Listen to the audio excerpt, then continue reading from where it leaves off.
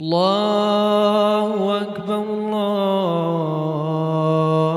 أكبر.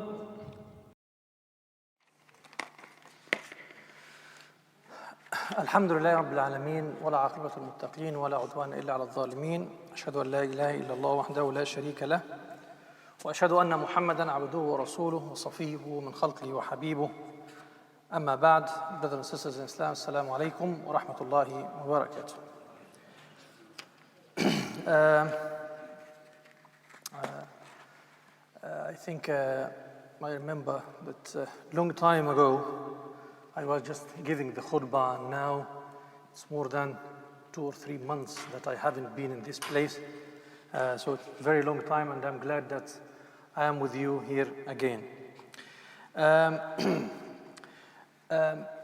There are, brothers and sisters, there are magnificent positive things that's taking place in the Muslim community in UK and also internationally that we need to mention, we need to celebrate, not for the purpose of showing off or showing arrogance, but to compete one another in doing the good, as the Quran says, وَفِي ذَلِكَ فَلْيَتَنَافَسِ الْمُتَنَافِسُونَ. It also raises our morality.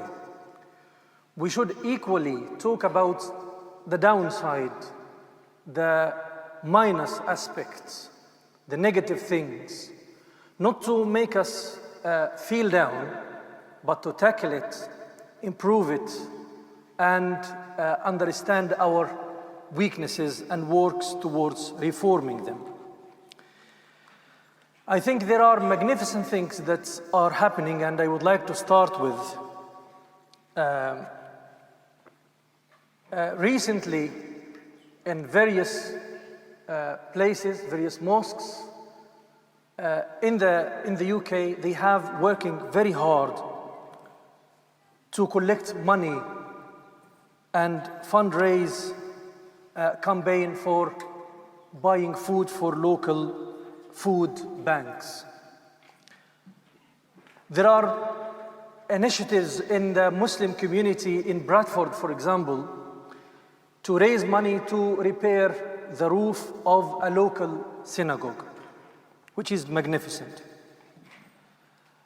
There is a study that says that most British Muslims, they would prefer to live in a diverse and mixed background, not areas occupied by other Muslims, which indicates that Muslims would like to be part of the wider society rather than just isolating themselves with the like-minded or people of same faith.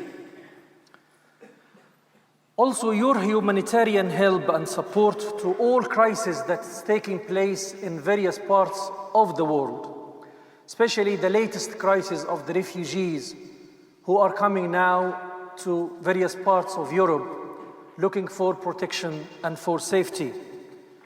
Most of the Muslims were working very hard to support with their money those refugees. Here in this masjid, for example, a delegation from the community, they went into Calais and they have done their humanitarian support themselves.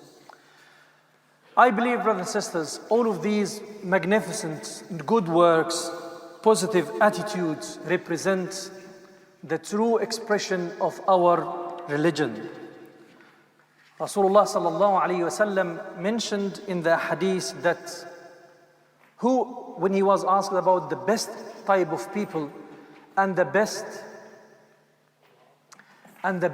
action, and the Prophet ﷺ said, the best person is the one who is most beneficial to others.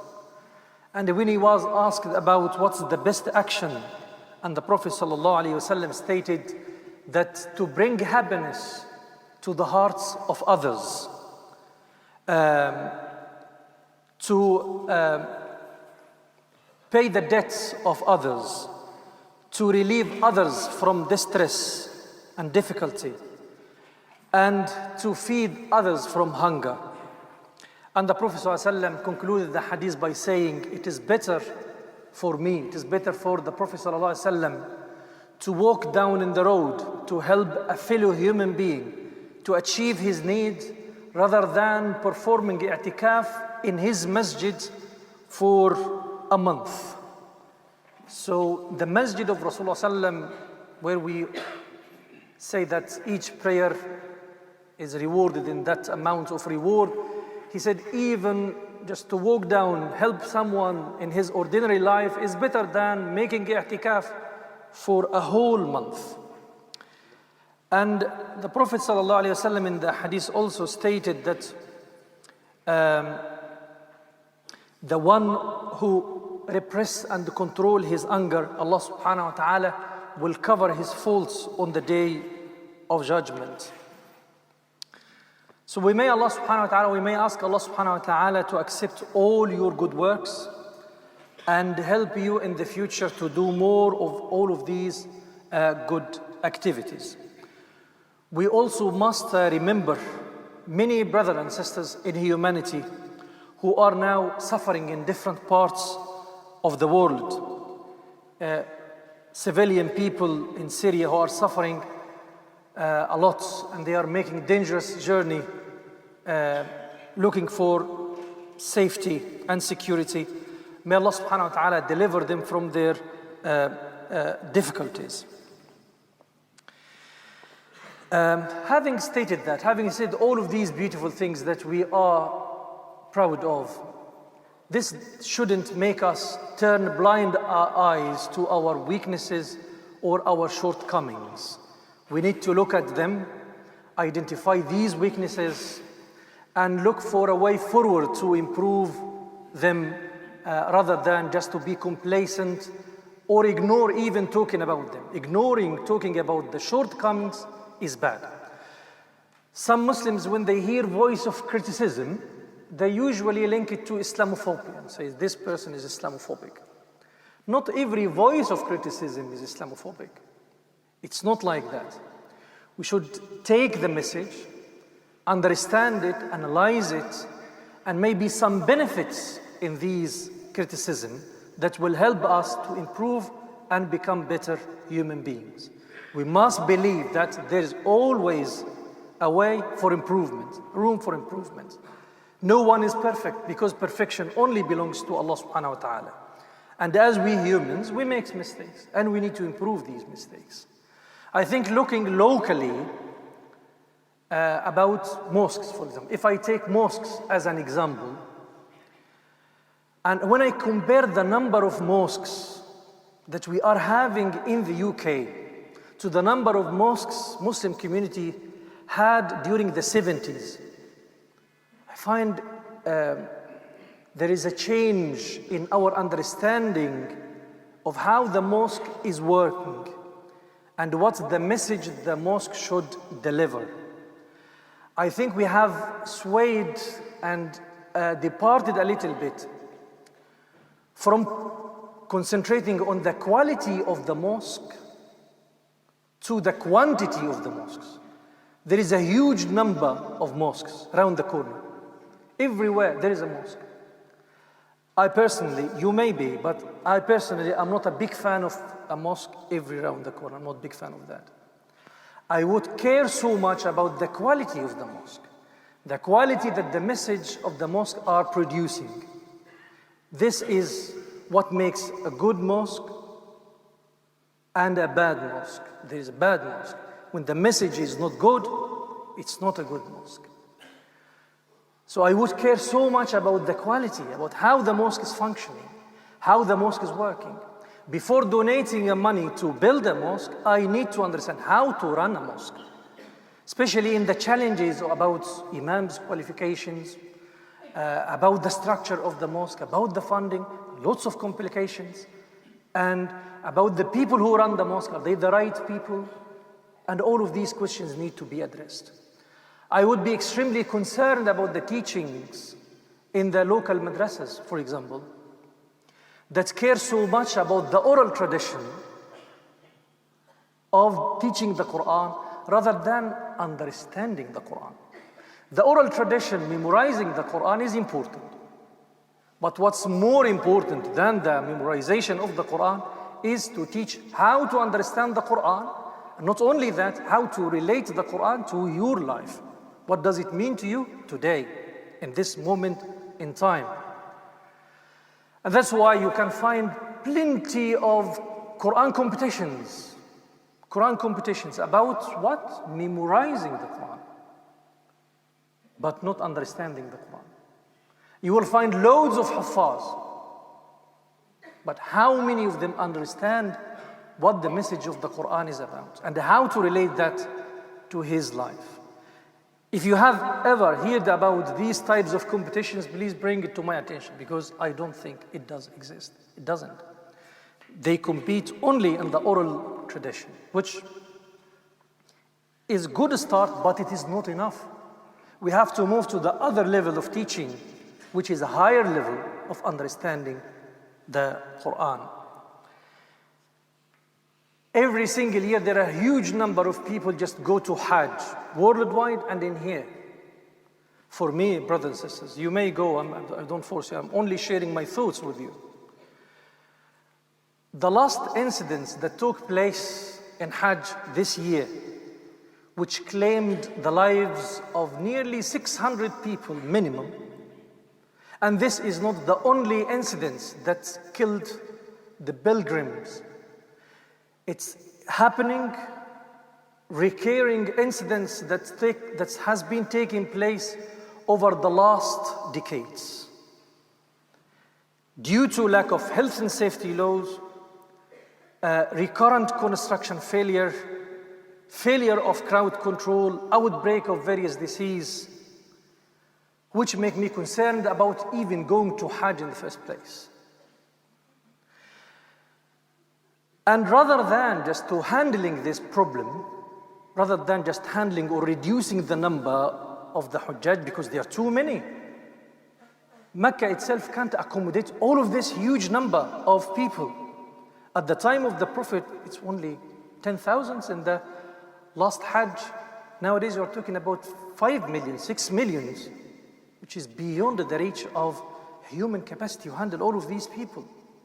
And rather than just to reflect back or to think or to reduce the number of the Hujjaj to provide a better service, the opposite is happening. There is a huge and massive expansion works in Mecca, which make Mecca, in my humble viewpoint, has turned it from a spiritual place, spiritual retreat, a battery charge of Muslims, into a commercial center. It lost its own spirit. Some of you, or maybe some British Muslim here, have lost their families in the last accident that took place in Mecca. And they find solace that they lost their families in the Kaaba and in a blessed place. They may be true, but there remains one fact, that the people go to Mecca to perform Hajj and come back safely, not to die. They go there to perform Hajj and come back safe. Their lives has a priority even before has a priority over performing Hajj itself. That's why in our books of law, our ulama says, if you tick all the boxes for going to Hajj, but if the road to Mecca is not safe, you shouldn't go. It's not an obligation anymore. If the place is not safe, it's not obligation anymore. Until the place is safe and secure, you can go. Your lives is more important than the Kaaba itself. And this is what the Prophet ﷺ mentioned in the hadith, stated that he was making tawaf around the Kaaba, and he addressed the Kaaba and said, "You are sacred. You are most beloved to Allah. But the blood of a human being is more sacred than you. The blood of the human beings is more sacred than the Kaaba itself. It takes priority. The priority, you are more important." He says the Kaaba to be demolished rather than just a human being killed. I would equally be concerned about the nature of the religious discourse. I would advise and share my knowledge with people who promote hate message. Hate message is dangerous. To promote hate towards fellow Muslim or towards other religions. And this is, unfortunately, it has a ground, it has a place. Promoting hatred towards fellow Muslims, especially the Sufis, especially the Shia, and this message of hate towards these two groups has been dominating the brain of many Muslims around the world. And nowadays we are harvesting this hate message in terms of mosque exclusions. You can see in Pakistan, Afghanistan, and recently in Saudi Arabia, Shia mosques are being unfortunately excluded, killing many innocent people. We can see this hate message against other religions. I'm coming from Egypt, and I can see how the people are behaving towards Christians. Some people, deliberately, they went into a church and they demolished a church in Egypt. They demolished it, Muslims. They demolished the church. And they believe they are carrying out the teaching of Islam. Even Christians in Egypt also, sometimes they struggle to build up a new church. Not because the government refuses, the local people refuses. The local people opposes that. And when they succeed in building the church, the second month, opposite to it, big, huge, massive mosques to compete and put the loudspeaker in very high place and start to bombarding them and criticizing religious beliefs. I think this is definitely, this hate message, it's not easy. It's definitely the hate would lead to violence at one point in the person's life. That's why we need to challenge it, and we need to address it kindly with wisdom and good admonition as the Quran teaches us. I think one of the more important message nowadays is about the hijrah, about migration, and do we need to make a hijrah? Is hijrah an obligation? Which, inshallah, will be the topic of today's khutbah. Inshallah, taqabbal Allahu minna wa minkum.